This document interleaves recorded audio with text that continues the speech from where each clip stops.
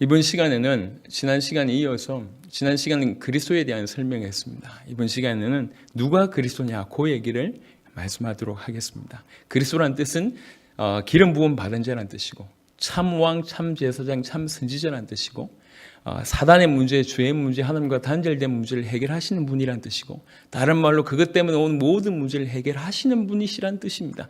그리스도는 하나님이시면서 인간의 모든 문제 해결자라고 해석해도 과언이 아닙니다. 그럼 누가 그리스도입니까? 이 메시아를, 이 그리스도를 수천 년 동안 기다리고 있었습니다. 그 그리스도는 이렇게 오실 것이다 라는 수많은 예언이 구약에 300가지 이상이 있습니다. 어디에서 태어나고 어떻게 자라실 것이며 어떻게 행동하실 것이며 어떻게 되어질 것이고 이런 예언들을 300가지 예언을 다 하셨습니다. 그 예언 그대로 행하시는 분이 그리스도고 그뿐만 아니라 아까 얘기했듯이 사단의 문제, 죄의 문제, 하나님과 단절될 문제를 실제로 해결하시는 분이 그리스도입니다. 누가 이 일을 완성하셨습니까?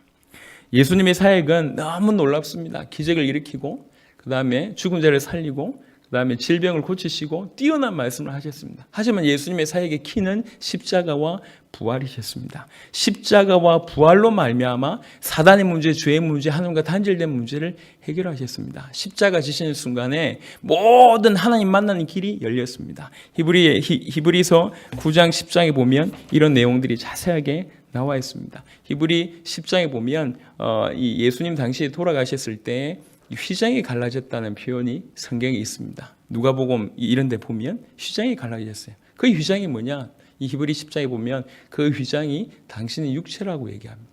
휘장을 가르시면서 누구든지 하나님 만날 수 있는 길을 여셨습니다. 자기 몸을 찢으시면서 누구든지 하나님 만날 수 있는 길을 여셨습니다. 죄의 문제를 해결하신 제사장의 역할을 감당하신 거죠. 그리고 히브리 9장 12절에 그 죄로 말미암아 그 죄를 영원히 단번에 완벽하게 십자가의 피로 당신의 죽음으로 해결하셨습니다. 예. 히브리 9장 22절 그리고 레위기 17장 11절에 이 죄 문제 해결하는 길은 피밖에 없습니다. 당신의 피 흘림으로 인간의 모든 죄의 문제를 영원히 완벽하게 단번에 해결하셨습니다. 그게 십자가 사건입니다. 그리고 히브리 2장 14절 15절에 보니까 예수님께서 죽으셨다가 부활하셨습니다. 죽으셨다가 부활하셨는데 그 말은 죽음의 세력을 잡은 자를 이기셨다는 얘기죠. 부활이란 말은 죽음을 이겼다는 뜻이고 죽음의 세력을 잡은 자를 이겼다는 뜻입니다. 그래서 부활이란 죽음을 이겼고 죽음의 세력을 잡은 자 마귀를 멸하신 사건입니다. 십자가와 부활로 사단의 문제, 죄의 문제, 하나님과 단절된 문제를 해결하셨습니다. 예수님이 이 땅에서 많은 일을 하셨지만 십자가와 부활로 그리스도의 일을 완성하셨습니다. 십자가와 부활로 우리의 모든 문제를 해결하셨습니다.